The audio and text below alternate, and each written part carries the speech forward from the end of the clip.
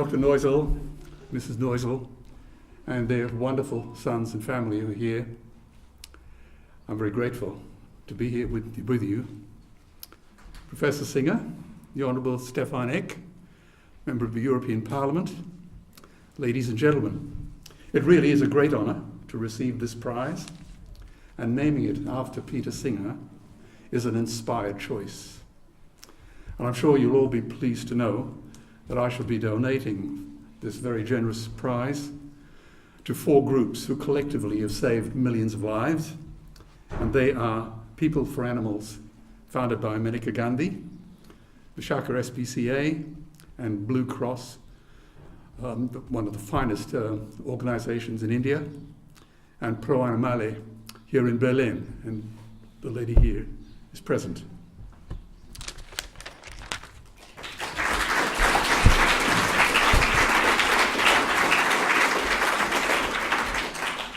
Now, the German philosopher Hegel said that the beating of the wings of the wise owls of Nineveh is heard only at dusk, late in the evening. In other words, we understand events only after reflecting upon them after the end of the day, long after these events have passed. Now, in 1962, Alexander Solzhenitsyn wrote a masterpiece, One Day in the Life of Ivan Denisovich. And it made absolutely no impact at that time. And it settled gently into our subconscious. But 20 years later, something strange happened. It changed the way people thought about Russia. And more importantly, it changed the way Russians thought about themselves. Solzhenitsyn's fingerprints were on every block of concrete as the Berlin Wall came down. Now, in 1975, another book was published. That book was Animal Liberation, written by my friend, Peter Singer. And it too had no immediate impact, nothing. But within 20 years, every initiative in the animal rights movement has had Peter's fingerprints on them. And a time will come when civilization will owe Peter a debt of gratitude it can never repay. And today I add my humble thanks and my admiration to you, Peter.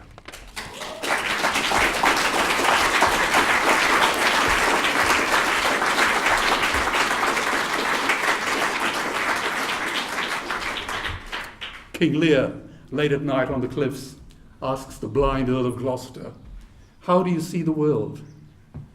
And the blind man Gloucester replies, "I see it feelingly."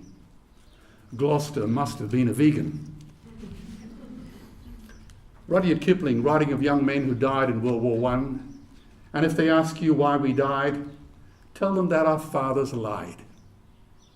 That legacy of lies continues today. Everything we think we know about the meat and dairy industry is a preposterous lie. See, today the world is crying out for only 2 things, leadership and the truth. Tonight I'm simply going to tell you the truth. The wise Chinese have a word for it, Zhengjiao. Listen to the friend who tells you the truth even when it hurts. So let's just tell the truth fearlessly and forcefully. That is what the Sanskrit word satyagraha means, the truth force. Now, Brendan Kennelly in the Book of Judas wrote, "If you want to serve your age, betray it." But what does that mean, to betray your age? It means expose its lies, humiliate its conceits, debunk its arrogance, and condemn them to face harsher truths. Alvin Toffler said that the illiterate of the 20th century will not be those who cannot read and write, but those who cannot learn, unlearn, and relearn. Now, I've long admired the great Prussian general Count Moltke, a soldier who preferred to think rather than to speak, a man silent in 7 languages. You see, it takes courage to stand up and speak. It also takes courage to sit down and listen. Now, there was a time when my favorite food was filet mignon and lobster, a fact for which I am so profoundly ashamed today. And as Peter said, before I turned 40, I had experiences that made me decide to take all the money I'd ever made and give it away with warm hands and die broke. And so far, we're right on budget. So what made me decide to leave the world of lobsters and Learjets in exchange for shelters and slaughterhouses? To take nothing but pictures, own nothing but memories, leave nothing but footprints, kill nothing but time. You see, something happened to me. I had been to Dante's Inferno, but unlike Dante Alighieri, I did not have Beatrice for my love or Virgil for my guide. I heard the screams of my dying father as his body was ravaged by the many cancers that killed him. And I realized I'd heard those screams before. In the slaughterhouse, on the cattle ships to the Middle East, and a dying mother wail as a harpoon explodes in her brain as she calls out to her calf. Their cries were the cries of my father. They were identical. And I discovered that when we suffer as equals. And in their capacity to suffer, a dog is a pig, is a bear, is a boy. So when I look into your faces here tonight, I recall the words of the Greek poet Horace. Change only the names, and my story is also about you. So in 2 minutes, this is where I work today.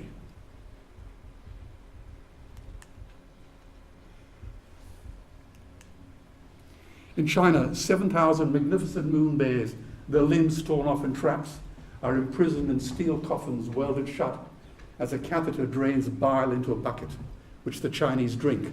For 26 years, the bears go insane. In Korea, dogs are beaten to death in the marketplace because the butchers believe that fear and suffering makes the meat tastier.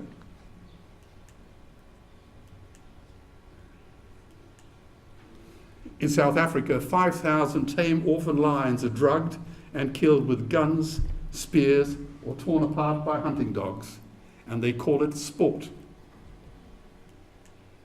In Canada, 300,000 baby seal pups are clubbed and skinned alive on the ice, their tiny hearts still beating. And in my own country, Australia, we killed 90 million kangaroos who adorn our coat of arms, the largest land animal slaughter on the planet. And we sent millions of our animals born on Australian soil on death ships to the Middle East, where their eyes are stabbed out and their tendons are slashed for 30 pieces of silver.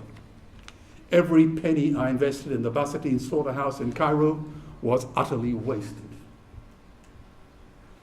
In Asia, dogs are suspended on steel hooks and skinned alive to make fur trim in coats sold in the West.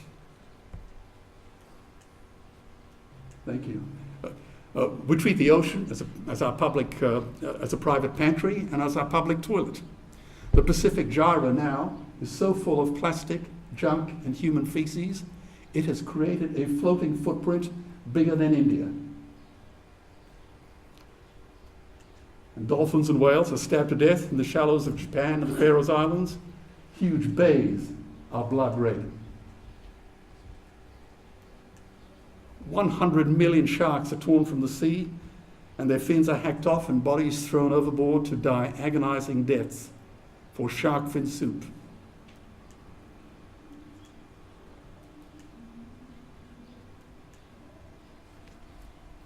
And factory farms spew chemicals into the ocean, creating hypoxic dead zones of 1 million square kilometers, killing coral, plants, and ocean animals.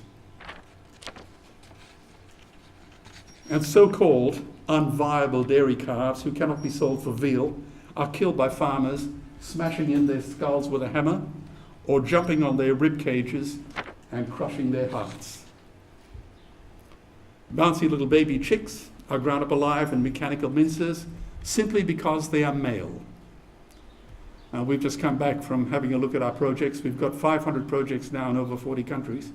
We've come back from countries in Asia and the Middle East where religious sacrifices make the 21st century look like the new Dark Ages. That's religion. And children starve in poor countries because their croplands now produce meat for foreigners. I won't show you any more pictures, but that's where we work today. Now, in human history, only 100 billion human beings have ever lived. 7.5 billion people are alive today. And we humans torture and kill 2 billion sentient, living, loving animals every week.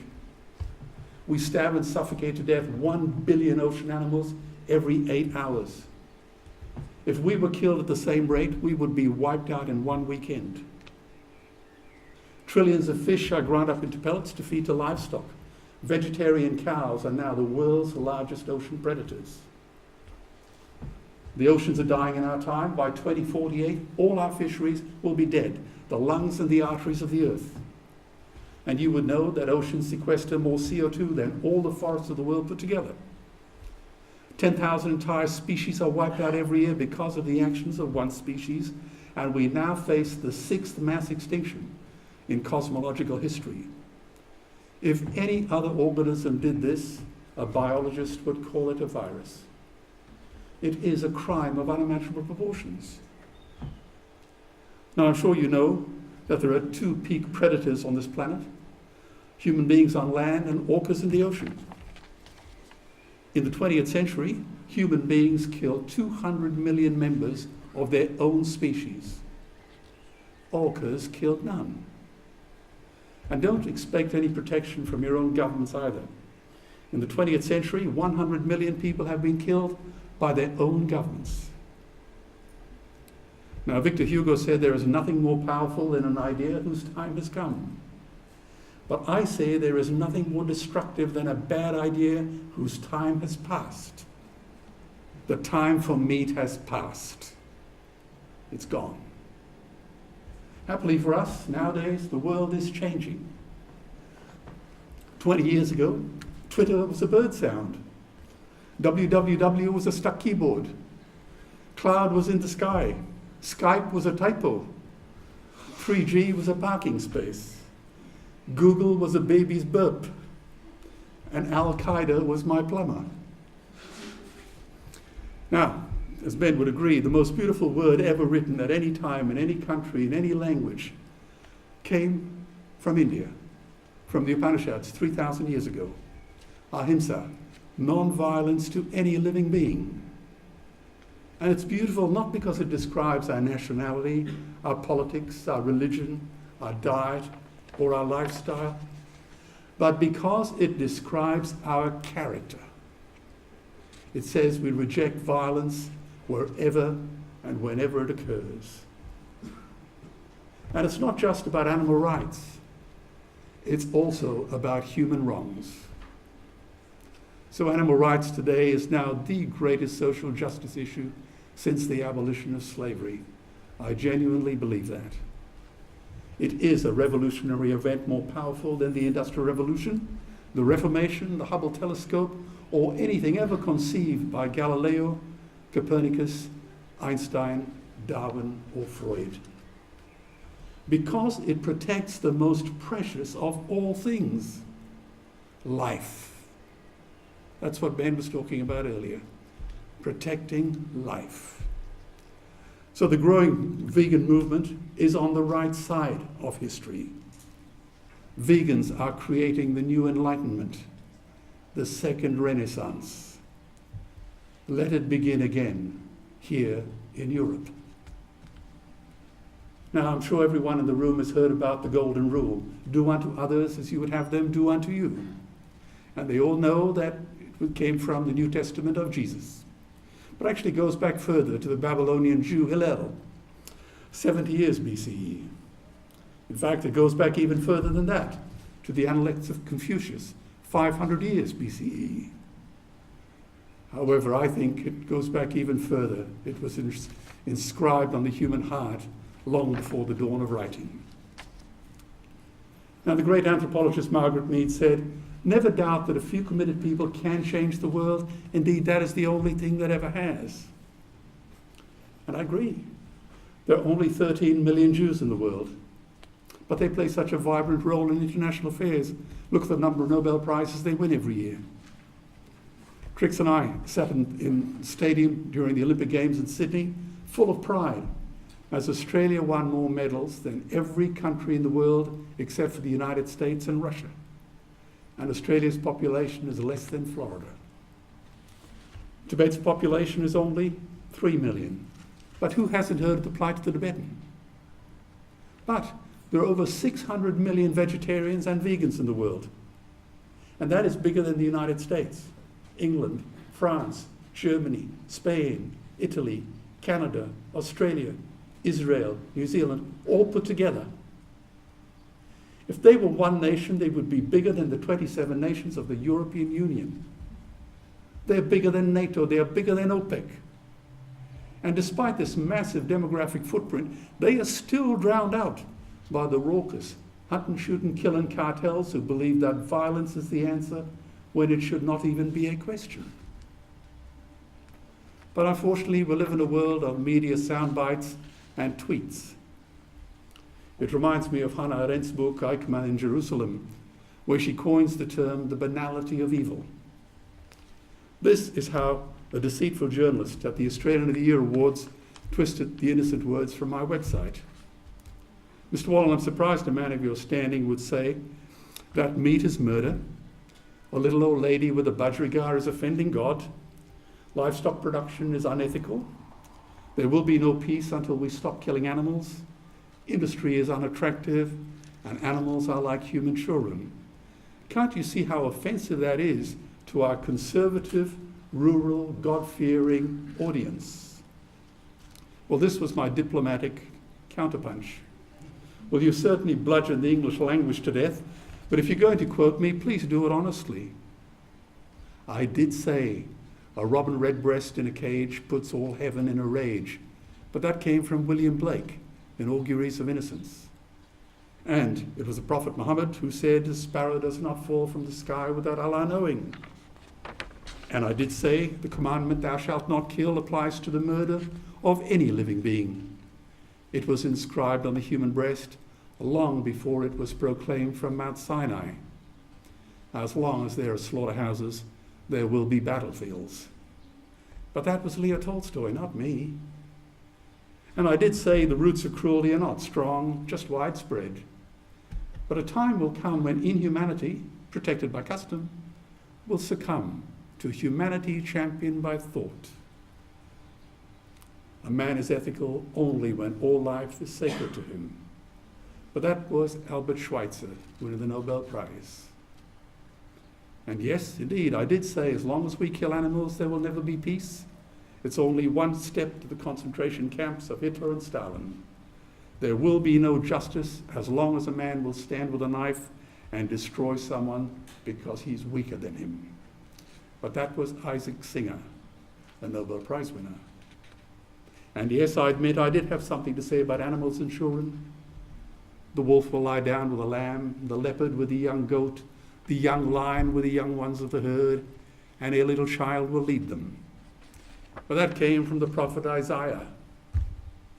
And no, I didn't say anything at all about greed and ambition. That wasn't me. That was Jesus. Blame him. Behold the birds of the air and the lilies of the field. King Solomon in all his glory was not arrayed as one of these. And for good measure he threw in a left hook and an uppercut. Whatever you do to the least of these, my brethren, you did it to me. So are you as a journalist suggesting that your conservative, rural, God-fearing audience is offended by Nobel Prize winners and the prophets? Or should I just go home and burn my books? I seem to recall that was the strategy favored by Pol Pot. Well, the journalist was speechless, and he attacked me for being a radical. Ladies and gentlemen, we need another radical Copernicus and Galileo to remind us that we are not the center of the universe. See, animals are not just other species, they are other nations. and we murder them at our own peril. If you really want to know where you would have stood on slavery during the Civil War, don't look at where you stand on slavery today. Look at where you stand on animal rights. Now, you probably saw that slide earlier on. The great astrophysicist Carl Sagan's picture from the Voyager spacecraft showed the tiniest microscopic pinhole from space. And he described our planet Earth as our beautiful home, our pale blue dot, suspended on a sunbeam. Well, human beings today comprise 30% of the mass of all land animals. Slaughter animals awaiting death account for 66%. Wild animals have been decimated down to 4%. 70% of all the birds on the planet are now in cages, awaiting slaughter. We have turned Carl Sagan's pale blue planet Earth into blood-stained planet slaughterhouse. Now, the great historian Barbara Tuchman defined folly as acting against our own best interests. That's folly, that's foolishness. And Occam's razor, named after the 14th century Jesuit, said, when presented with many solutions to a problem, the simplest one is always the best. So let's apply these tests to the meat and dairy industry. Forest depletion by these industries costs 3 times as much as the recent global financial crisis. Zoonotic diseases from factory farms now threaten a pandemic to rival the Black Death, which wiped out half of Europe. The World Bank says that one influenza pandemic alone would cost $3 trillion, and the Center for Disease Control says there are 150 zoonotic diseases coming right at us. While meat and dairy is killing us with cancers, heart disease, osteoporosis, and diabetes. Harvard University now says that 1/3 of early deaths could be prevented by everyone just giving up meat. Dr. Kasliwal, writing in The Lancet, admitted that now India accounts for 70% of the world's cardiovascular disease due to their addiction to dairy. And the Sierra Club, not known for being animal friendly, grudgingly admitted that the environmental violations of the meat industry add up to a crime sheet longer than Leo Tolstoy's War and Peace. And Medicare is already bankrupt in the United States. They would need $8 trillion invested in treasury bills just to pay the interest, and they have precisely zero. They could shut down every school, university, Army, Navy, Air Force, Marines, Homeland Security, FBI, and CIA, and they still will not have the money to pay for it. So, how big is $8 trillion? That's how much the whole of Asia needs over the next 10 years for all their electricity, roads, water, telecommunications, high-speed rail across China, ports in Indonesia, Malaysia, Thailand, India, Pakistan, and Sri Lanka, and the new Silk Road from Central Asia to Europe, caused by the meat and dairy industry in America alone. It is 4 times bigger than India's GDP and double the total reserves of India and China combined. Now, as Peter just mentioned, we were in a debate called Get Animals Off the Menu. And it went viral, and now there are several million viewings of that particular debate. And it's been independently translated into over 20 languages. Oxford University has calculated that if humanity followed the result of that debate, it would save $30 trillion in health and environmental damage alone. 30 trillion. And antibiotics, which are pumped into animals, cause antimicrobial resistance in humans, which will kill 10 million people per annum by 2050 and cost the global economy $100 trillion. So if you thought $8 trillion is a big number, what do you say about 100 trillion? And that's from antibiotic resistance alone. That is 60 times as much as the whole world spends on aircraft carriers, Missiles, bombs, bullets, drones, destroyers, tanks, planes, mines, guns, and spies. 60 times as much. And you would know that water is the new oil. Nations will soon be going to war over it. Underground aquifers that took millions of years to fill are now running dry. As a young Boy Scout, I drilled my first well and we struck sweet water at 80 feet. Today I'm building a very large orphanage nearby and we're at 800 feet and we're sucking mud. In China, in a project there, at 3,000 feet, the drill head is still dry.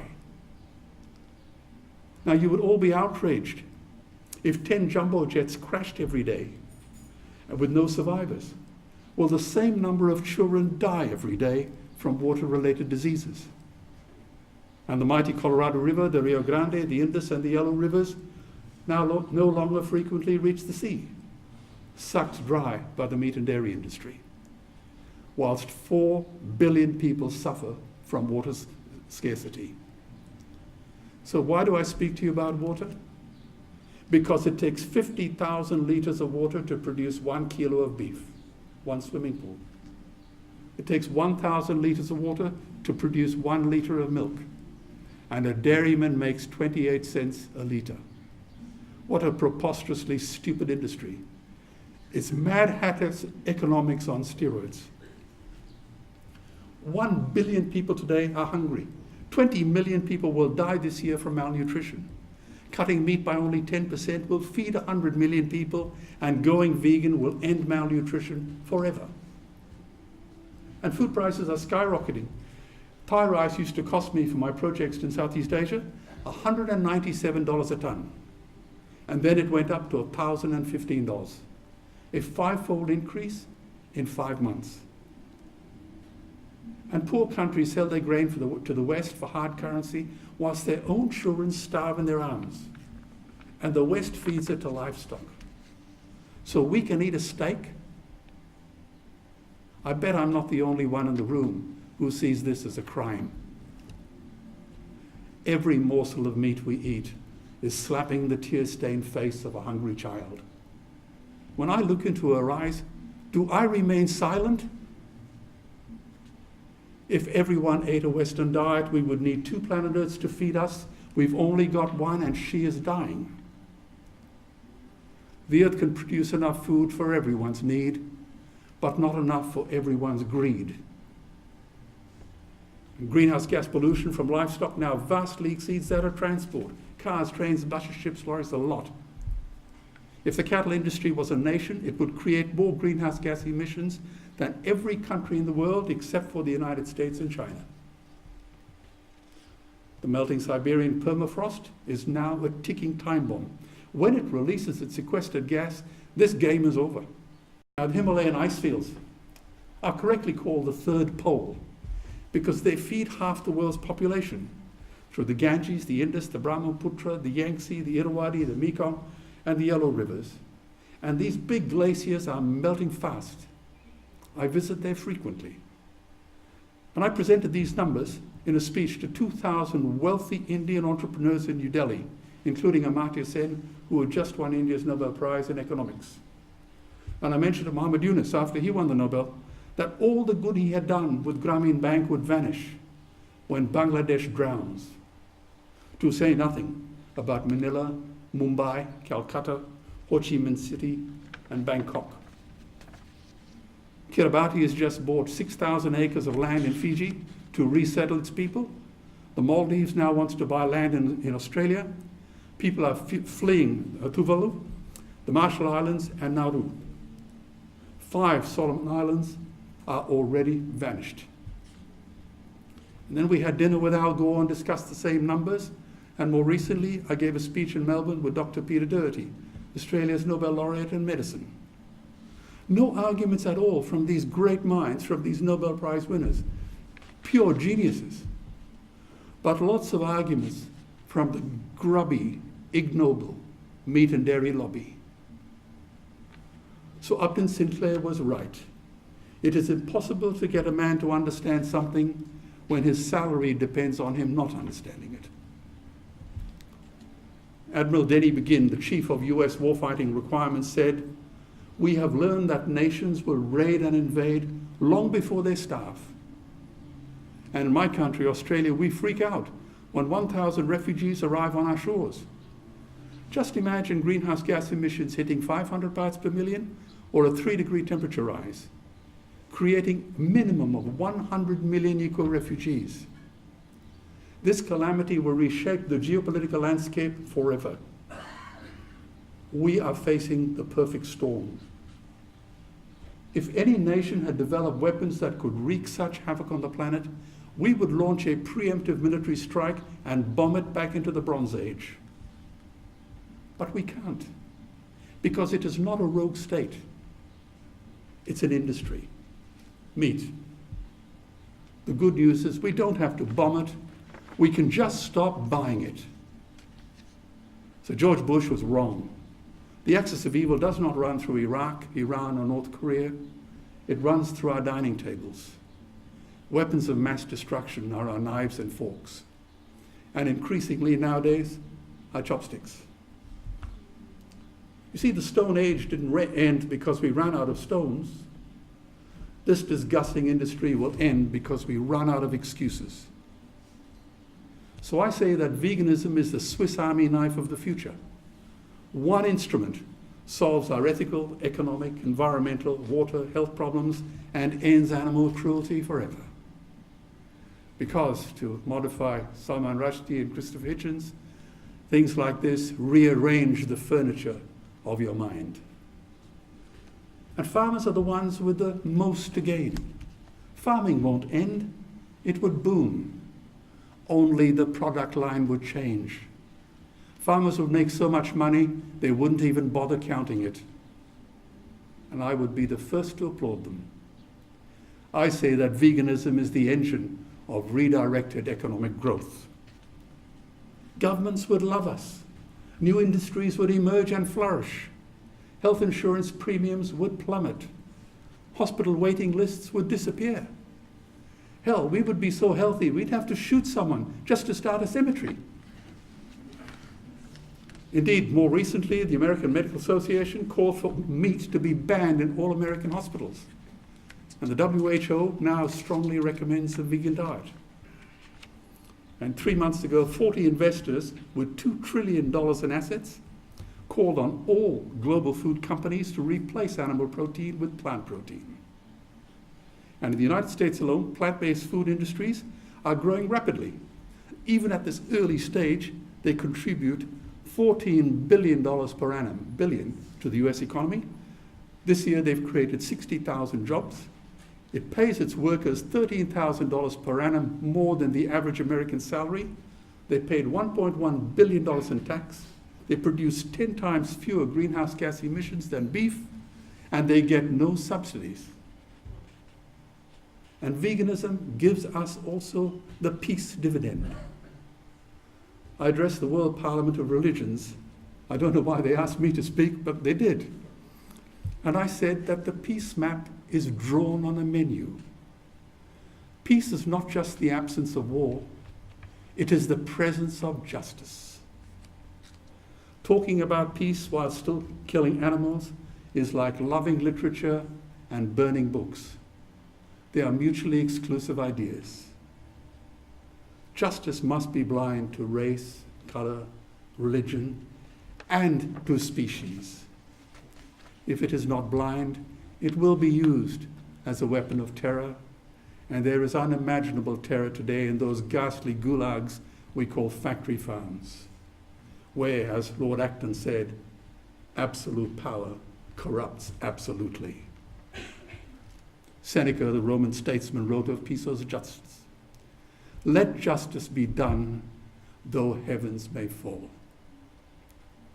I believe we need a new kind of jurisprudence, a new legal system, a foro conscientiae, a court of the conscience.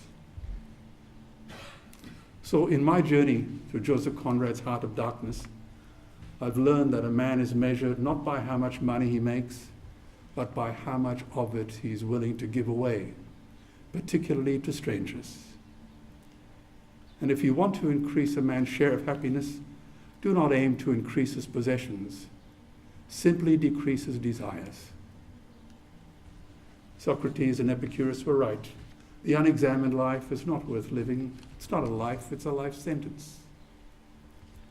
I can assure you, you don't find your character on Wall Street because it lives on the road to Damascus. And my heart resonates to the poet W.H. Auden. If equal affection cannot be, let the more loving one be me.